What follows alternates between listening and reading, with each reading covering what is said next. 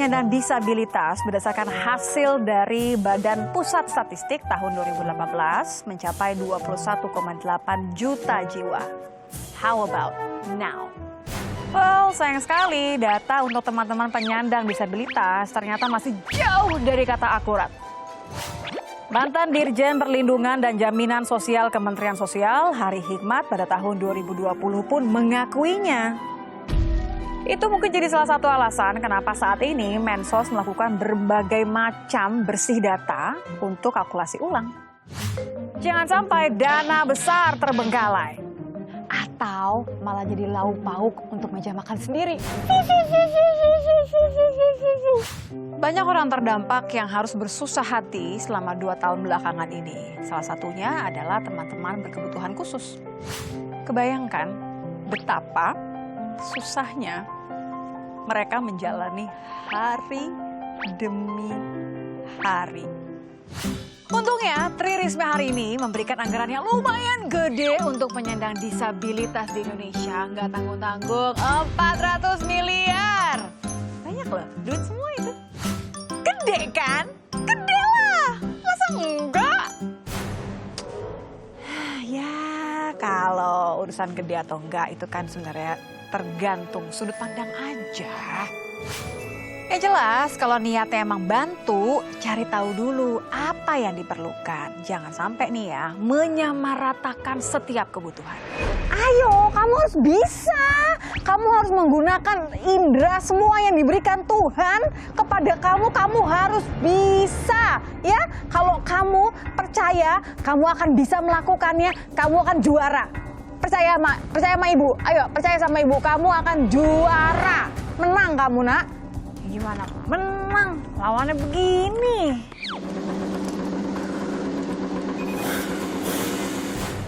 BPS tahun 2020 mencatat usia pekerja disabilitas yang produktif ini sebesar 17,74 juta. Tapi dari 17,74 juta ini yang sudah masuk dunia kerja hanya 7,8 juta orang.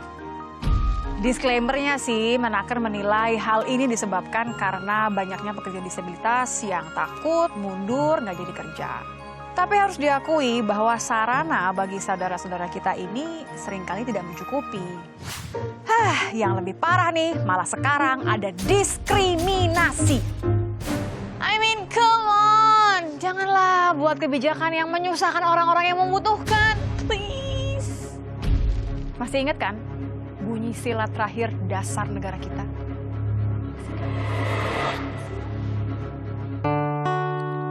Ada yang punya mata tapi tak melihat. Ada yang punya telinga tapi tak mendengar. Ada yang berpikir tapi tak pakai hati. Ada yang punya raga tapi tak berjiwa.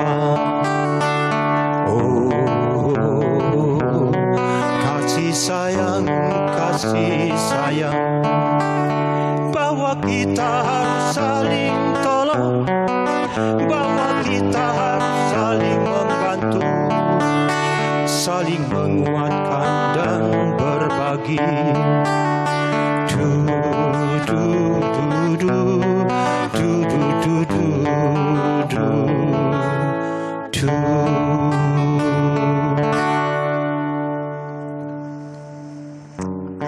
Oke, biasanya Om Jo ada lagu-lagu yang kemudian menyiratkan lagi mau ngomongin siapa. Tapi aku nggak mau nanya Om Jo mau lagi ngomongin siapa. Tapi karena ini berlaku untuk kita semua ya Om Jody ya.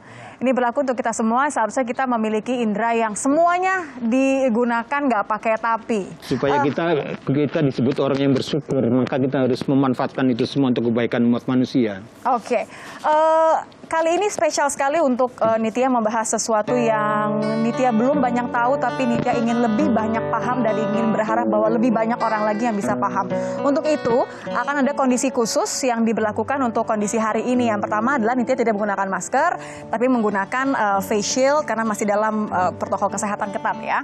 Tapi di samping Nitya yang berbaju hitam-hitam ini, Mbak Inova. Hai Mbak Inova. Hai. Halo. Mbak Inova ini akan melepas maskernya dan selama ngobrol-ngobrol kita hari ini tidak akan menggunakan masker. Kenapa? Karena Mbak Inova akan membantu Nitya untuk berkomunikasi menggunakan bahasa isyarat dengan orang-orang luar biasa yang akan hadir di Ngobrol Pintar kali ini. Jadi kita mencoba sebisa mungkin tetap menjaga protokol kesehatan, tapi ini diperlukan untuk menjaga komunikasi kita selama ngobrol-ngobrol kali ini. So, siapa yang kira-kira bakal dibantu untuk ngobrol sama siapanya? Nah, aku mau langsung say hi. Hai Surya. Halo, Bagaimana? Sehat? alhamdulillah sehat ya. Oke, terima kasih karena sudah ngobrol-ngobrol, mau ngobrol-ngobrol sama Nitya hari ini sama kita semua ada di sini. Siap, Thank you banget ya. sama-sama, ya. Jauh-jauh dari New York, ini perbedaan waktunya mudah-mudahan maaf ya ganggu waktu istirahatnya ya, Surya ya. Nitya akan dibantu sama Mbak Inova. Thank you loh Mbak Inova karena bantu Nitya ngobrol-ngobrol sama Surya. Kenapa Nitya ingin sekali ngobrol sama Surya kali ini? Karena postingan-postingan Surya benar-benar membuat Nitya merasa oke, kita harus membahas banyak hal kayaknya ya. Nitya nggak mau menjadi audis, Nitya nggak mau menjadi orang-orang yang tidak peka terhadap apa yang dibutuhkan saudara-saudara kita. Nah, first thing first ya, kita mau ngebahas pertama dulu yang paling utama. Kenapa penggunaan kata tunarungu dianggap tidak benar-benar merepresentasikan apa kebutuhan dari teman tuli? Mungkin Surya bisa coba jelaskan kepada kita semua. Kenapa dianggap tidak benar-benar mewakili teman-teman tuli?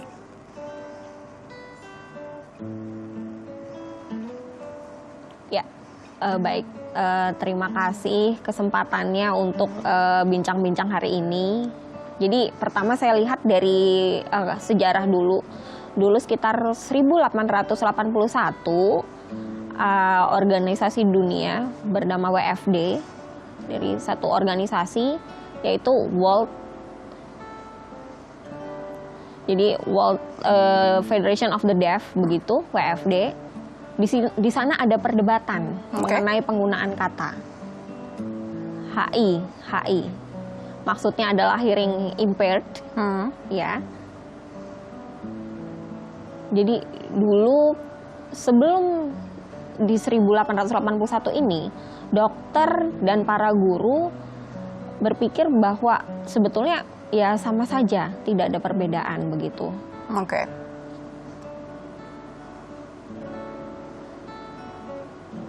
Jadi ada kata digunakan deaf dan ada juga menggunakan kata hearing impaired.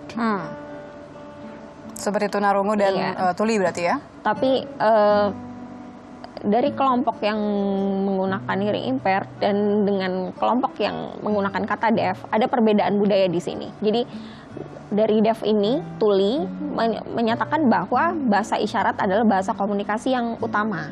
Oke, bahasa ibu ya?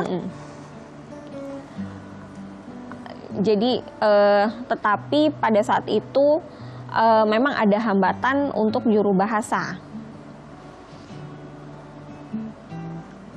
Dan sementara di golongan hearing impaired ini, karena ada hambatan ini, akhirnya menyatakan bahwa agar bisa berkomunikasi, mereka harus menggunakan alat bantu dengar untuk bisa memperlancar komunikasi.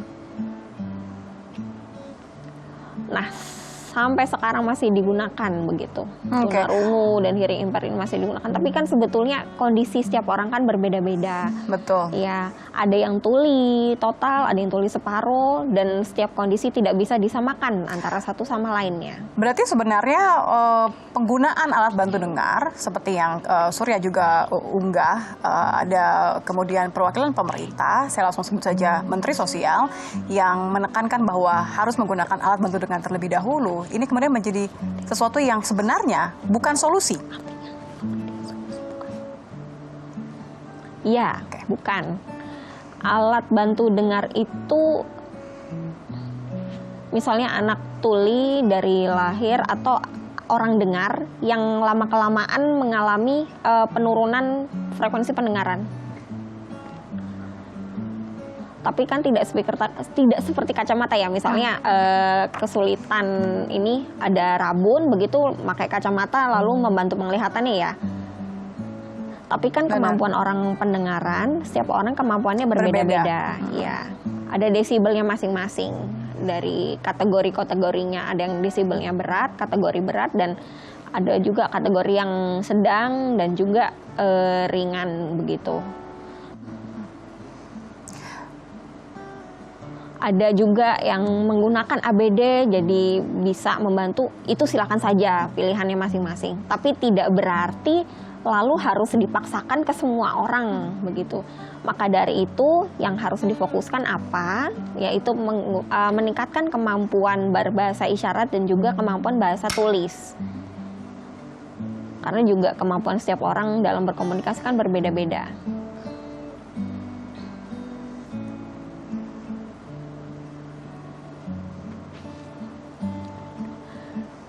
Jadi dengan setiap kan seperti semboyan dari Pancasila ya, Bhinneka Tunggal Ika, berbeda-beda tetapi tetap satu. Artinya dengan tidak bisa semua orang itu sama dan setiap perbedaan itu harus tetap saling dihormati. Oke. Berarti dengan kata lain, maaf aku potong, berarti dengan kata lain Surya tidak melihat bahwa Kementerian Sosial yang diwakili oleh Menteri Tri Risma hari ini saat ini tidak menghargai hal itu, tidak menghargai perbedaan, dan justru ada salah satu upaya normalisasi, saya nggak mau bilang pemaksaan sih, tapi ya. Saya melihat pemerintah harusnya netral, tidak memaksakan satu cara begitu, tidak bisa memaksakan satu cara yang digunakan untuk semua orang, tidak bisa seperti itu. Jadi saya pikir pemerintah harus netral, karena kembali lagi setiap orang memiliki kondisi yang berbeda-beda. Misalnya, oh kamu tidak bisa menggambar ya, kamu harus bisa menggambar seperti saya agar bisa setara atau kedudukannya sama, tidak bisa seperti itu. Saya bisa menggambar, kamu tidak bisa menggambar, tidak masalah ya. Atau kamu bisa main gitar, tidak masalah, tetap mendukung masing-masing. Oke. Ini sebenarnya menurut Nitya harus kita bicarakan dari awal, bagaimana kemudian kita tidak menjadi audis begitu ya, dengan menempatkan bahwa kebutuhan teman tuli berbeda. Tapi kebutuhan teman tuli tidak perlu memiliki kebutuhan atau hal yang sama dengan teman dengar, gitu ya?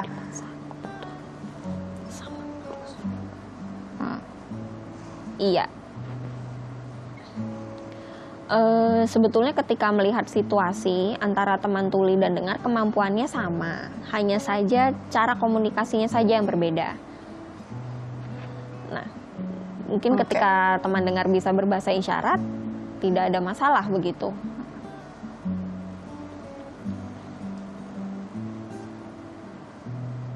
Tapi ketika melihat sistem pendidikan di Indonesia, sayangnya belum memasukkan hal tersebut. Ya. Jadi saya pikir harus memberikan kepada tuli yang dewasa untuk bisa mengenalkan bahasa isyarat secara lebih luas, tentang perkenalan mengenai dunia tuli di pendidikan seperti apa. Hal ini penting.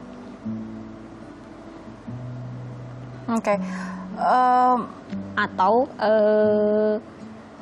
dari lingkungan disabilitas, dari lingkungan di sekitar kita, ada disabilitas di sekitar kita, bisa saling berkomunikasi begitu. Atau misalnya ketika tidak berbahasa isyarat, bisa saling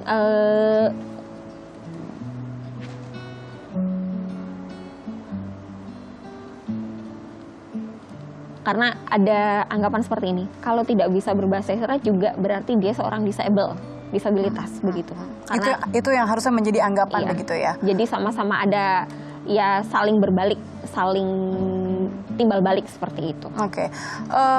Kenapa Nitya menanyakan hal ini? Karena Nitya melihat banyak sekali unggahan-unggahan dari teman tuli maupun dari yang keluarganya beranggotakan teman tuli patah hati. Nitya menggunakan kata patah hati atas apa yang terjadi, tidak hanya sekali tapi beberapa kali. Apa yang kemudian membuat patah hati tadi?